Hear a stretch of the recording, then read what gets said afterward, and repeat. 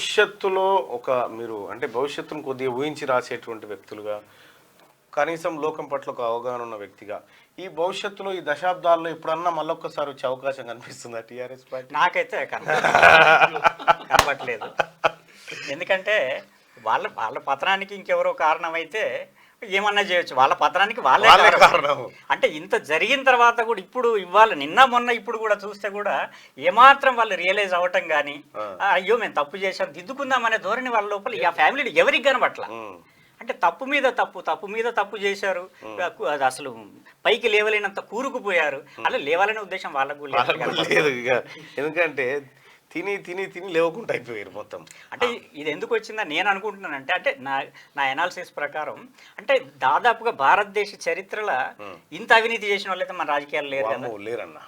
ఇది నేను అన్కండిషనల్ గా అంగీకరిస్తున్నా మీతోటి ఇప్పుడు ఈ మాట. అంటే మనం అంటే అందరూ కాళేశ్వరం అంటే నేను నాకంటే కాళేశ్వరం నథింగ్. వీళ్ళు చేసిన దాంట్లో ఈ భూములు జాగలు ఇవన్నీ ఇప్పుడు చూసి ఏది తవ్విన కుంభకోణం వెళ్తా ఉంది కదా. ఏది తవ్విన కుంభకోణమే.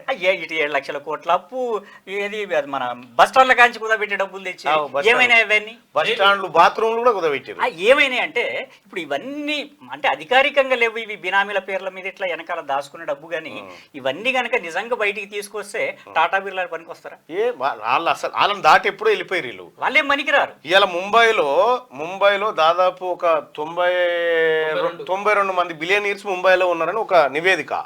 ఆయన పిచ్చోడానికి తెలియదు ఈడున్నాడు, అసలు బిలియనీర్స్ ఈడున్నారు, వీళ్ళకి తెలియదు.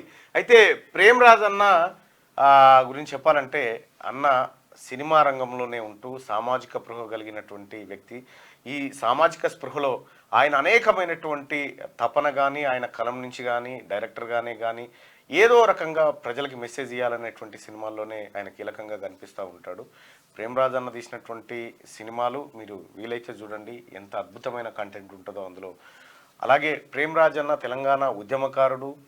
అంటే ఉద్యమకారుడనే కాదు, ఇప్పుడు నాగలు కట్టినప్పుడు జర్ర ఎద్దిటాడిపోతుంటే ముళ్ళుగాట పెట్టి కూర్చున్నట్టు ఉంటుంది అన్నట్టు. ఆ రకమైనటువంటి ఉద్యమకారుల్లో ఒక ఉద్యమకారుడు. కానీ ఆ ఎద్దు ఇన్లే, ఆ ఎద్దు పోయి అవతల చేనుల పడ్డది, ఆగమైపోయింది. తెలంగాణ ప్రజలారా ఒకటి గుర్తుపెట్టుకోవాలి, సలహాలు సూచనలు మేధావి వర్గం నుంచి వచ్చినప్పుడు విస్మరించకూడదు, కనీసం పరిశీలించుకోవాలి, ఆత్మ పరిశీలన చేసుకోవాలి. ఈ మిత్రుడు రాసినటువంటి ఉత్తరం అది ఉత్తరం ఏం కాదు. అది నిజంగా ఆ ఉత్తరాన్ని ఇలా చదువుకుంటే కేసీఆర్ ఇంటి వాళ్ళంతా కూర్చొని ఏడిస్తే కాళేశ్వరం డ్యామ్ నిండాలి కన్నీళ్ళు. గంత పెద్ద ఉత్తరం రాసిండు ప్రేమరాజ్ అన్న. కానీ కేసీఆర్ ఇక నువ్వు మారతావన్న ఆశ నీ మిత్రునికి కూడా లేదు, కేసీఆర్ నువ్వు మారతావన్న ఆశ కూడా ఇంకా నీ మిత్రునికి లేదు. మీ మిత్రత్వం కొనసాగుతుందా కట్ట? అంటే మిత్రత్వం వేరు, రాజకీయం వేరు.